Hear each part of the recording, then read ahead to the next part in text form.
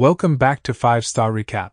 Passengers is a 2016 sci-fi, romance, and drama movie that I'll be showing you today. You can observe the interstellar starship Avalon traveling through space on its way to the Homestead 2 colony world. The ship is on autopilot, and every one of its compartments is vacant. Both the 5,000 passengers and the 258 crew members are dormant. The ship suddenly enters an asteroid belt, which weakens its shields. The main shield is given power, but the ship is headed straight for a massive asteroid. The ship suddenly collides with the asteroid, resulting in numerous problems. One of the sleep pods activates as the ship starts its own repairs. Jim Preston, a mechanical engineer, was the passenger who was awakened. An automatic device assists with his awakening when his pod opens, informing him that he has been in suspended animation for 120 years and that the ship is only 4 months away from Homestead 2. He is informed that he can use that time to take use of the sumptuous features of the ship. Before arriving on the planet, Jim is given instructions regarding his ID band, his cabin, and the main activities he is to participate in. He gets ready, exits his cabin, and enters an automated lesson intended for a large group of learners while feeling both anxious and excited to meet the other passengers. The hologram describes Earth's plight as being overpopulated, pricey, and overrated while Jim shows signs of anxiety. Even though it instructs him to save his questions for the end of the course, Jim can't help but wonder why he's the only one present. He goes looking for other people after realizing that the hologram is unable to respond to him. He arrives at the ship's main concourse. Although there is no one present, an automated information desk gives assistance. When Jim requests to meet with a real person, he is sent to speak with a steward. However, when he arrives and no one is there, he requests to speak with the captain. Even though he is unable to enter, he can see that none of the main crew members are awake as he arrives at the bridge. The ship is actually 90 years away from Homestead 2 when Jim finally visits the observatory. He quickly returns to the concourse after realizing he was awake too soon and sends a message to Earth, begging for advice because he doesn't know how to go back into hibernation. His call to Earth would cost too much, and the communication system informs him that it would take 55 years to hear back. Jim is heartbroken. He explores and comes to the ship's bar, where he meets another individual. He appears odd to the bartender as they are conversing. Jim discovers that the man is an android when he tries to buy him a drink. It has the name Arthur. Jim wants to ask him for additional information, but he is unable to even explain to the robot how it is possible for him to arrive early. The following morning, Jim wakes up in his cabin and heads to the cantina, where he immediately learns that the majority of the items on the menu are only available to gold-class travelers. He orders a simple cup of coffee and works to repair his hibernating chamber. He manages to get it running after he has all the necessary tools, and then he lies down inside the pod. But nothing takes place. He then makes the decision to enter the crew's hibernation chambers using the items he discovered. That also doesn't work. All across the ship, minor issues arise. Jim frequents the bar frequently to drink but largely to chat with Arthur. He receives some counsel from the android, which persuades him to break into one of the gold-class rooms and attempt to have fun on the ship. Jim explores every eatery, game, and entertainment venue. But as time goes on, he grows more and more miserable about being there by himself. He once becomes inebriated and starts to wander around the sleep pods when he accidentally enters an airlock containing spacesuits intended for spacewalks. Jim dons a suit and heads to the airlock where he pulls a lever and then presses a button to open the door. He is enthralled by the scenery once he has left the ship. He is the only cognizant person there at that precise time. Jim, feeling crushed, releases the magnets from his boots and hovers in space. He returns inside, removes the suit, and then returns to the airlock without it. He pulls the lever, prepared to end it all, but he suddenly changes his mind, dashes back inside, and trips over a bottle. Jim gets to his feet and is immediately drawn to Aurora, a woman who is in one of the pods. He listens to her passenger interview and looks through her files in the directory as he falls in love with her. He was afterwards observed sitting close to her pod and continuing to listen to her interviews. He is discussing her writing with Arthur while reading some of her work back at the bar. He develops an obsession with the irony of his situation. Jim can't stop thinking about her, and he starts to consider waking her awake as well. He discusses it with the android but is unable to resolve the paradox. He would be abandoning her there with him to perish on the ship if he awakened her for his own gain. Jim initially decides against it, but as time passes, he changes his mind. Until he decides otherwise one day. He finds her pod and is able to turn it on. He hides and returns to his room when she awakens and goes through the same procedure that he did. Later, in an effort to locate her, he enters the main concourse. She is there, looking just as perplexed as he did a year ago. Jim brings her to the observatory and informs her that they are the only ones awake. Then he informs her that he is unable to reach either the crew or the ship's top commands. Aurora panics and tries to return to her pod. When they arrive, Jim informs her that they are trapped because there is no specialized equipment aboard the spacecraft that can assist them in returning to hibernation. They return to the concourse, where he advises her to rest as she recently emerged from hibernation. She feels bad for him because he has to live alone on the ship for more than a year. Jim returns to the pub and feels bad about what he did. He asks Arthur to keep Aurora's awakening a secret from her. The next morning, Aurora awakens. She returns to the concourse and inquires about the hibernation pods at the automated information station. They go to eat breakfast when Jim joins her there. The information desk is experiencing some type of issue as they go. When Aurora notices that Jim has been eating the same breakfast for over a year in the cantina, she orders him something from the gold class menu. They discuss the prospect of fixing the pods, but Aurora, in contrast to Jim, isn't prepared to give up just yet.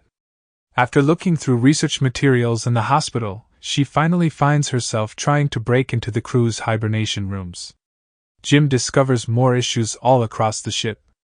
Aurora bemoans her life on the Avalon some time later. She writes, runs around the ship, and swims in the pool as she grows increasingly conscious of her predicament. Jim's story would be fascinating, so she decides to interview him at the cantina. She queries his decision to move to the colony. Jim responds with company platitudes at first, then goes on to say that he believes the new environment would allow him to become someone and start a life. They eventually get at the observatory, when Aurora at last reveals her purpose for being there. She is one of the few people on the cruise with a round-trip ticket. Her plan was to travel to Homestead 2, settle there for a year, and then return to Earth, becoming the first journalist to do so and penning the greatest story in history in the process. Jim finds a method to make Aurora smile as she gradually gives up on finding a solution to their current problem.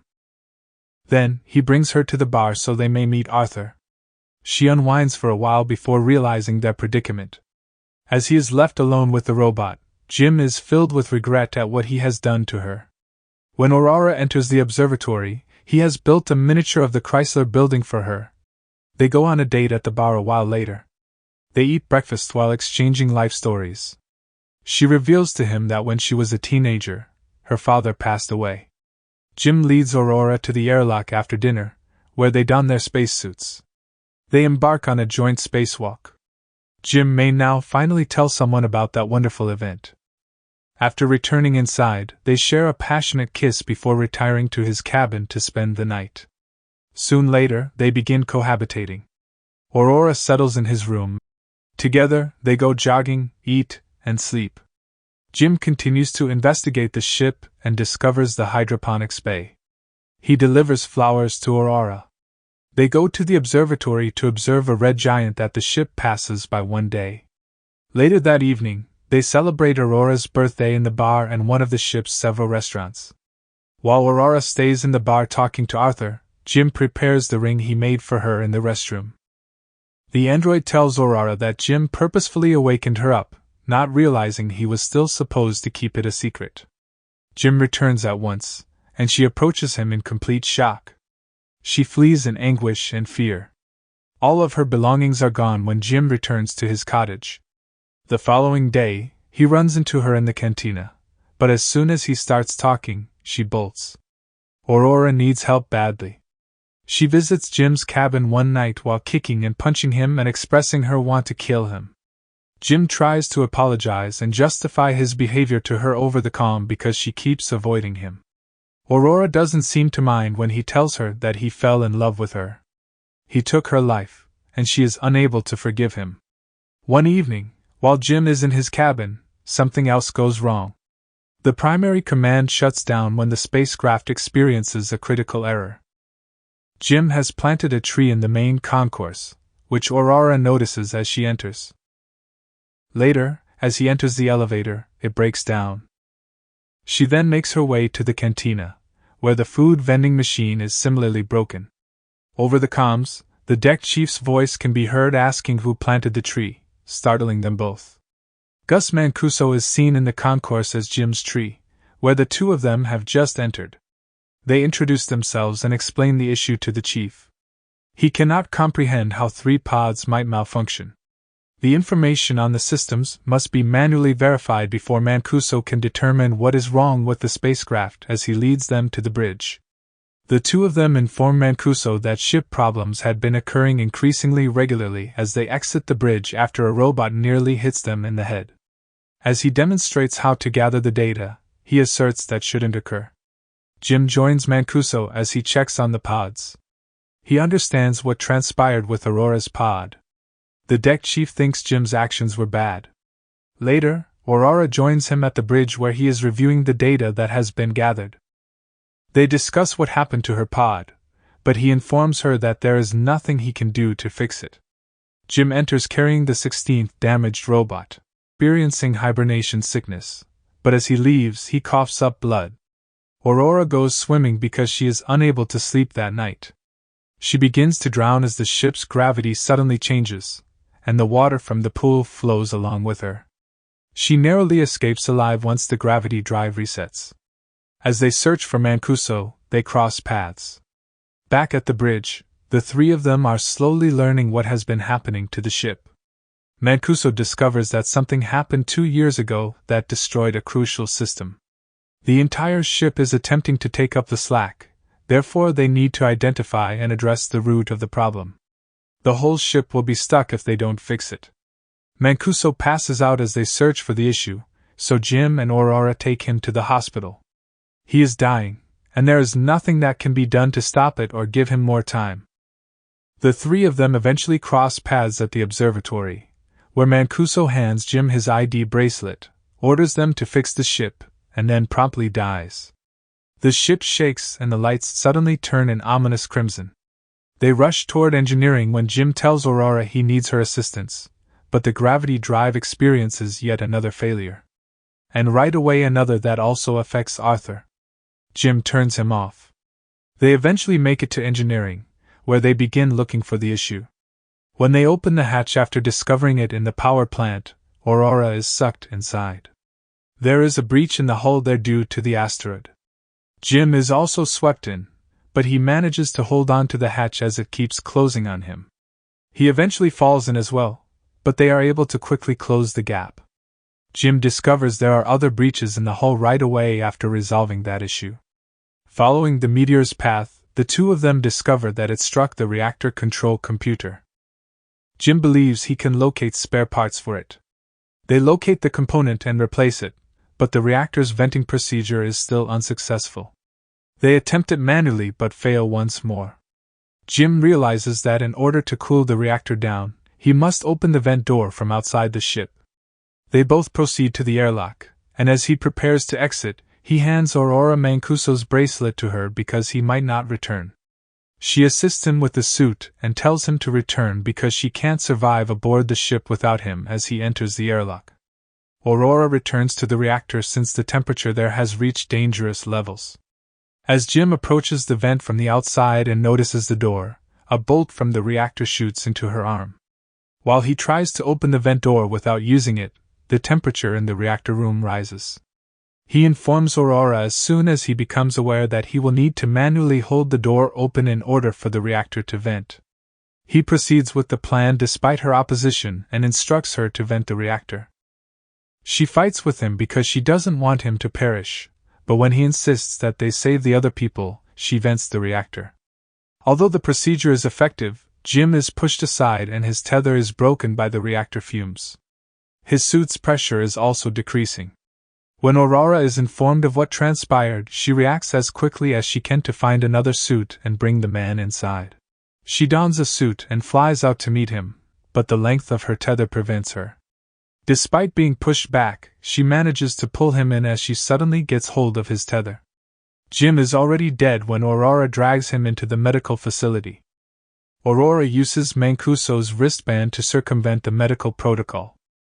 Jim is revived by the medical pod, which completes the task automatically. Later, Aurora fixes Arthur, and Mancuso is properly buried in space. Jim brings her to the hospital and informs her that he has figured out how to convert the medical pod into a hibernation pod. She is instructed to enter the pod and continue the adventure there. She declines, though, and chooses to remain awake on board the ship with him, as is eventually made clear. Finally, Jim asks her to marry him, and they continue to live on the ship. The Avalon arrives at Homestead 88 years later. When the crew awakens, they discover the ship in an unforeseen condition. While the others were resting, Aurora sends them a message in which she recounts the life she and Jim led on the ship. Make sure to subscribe and turn on notifications so you can watch more videos like this. Thanks for watching.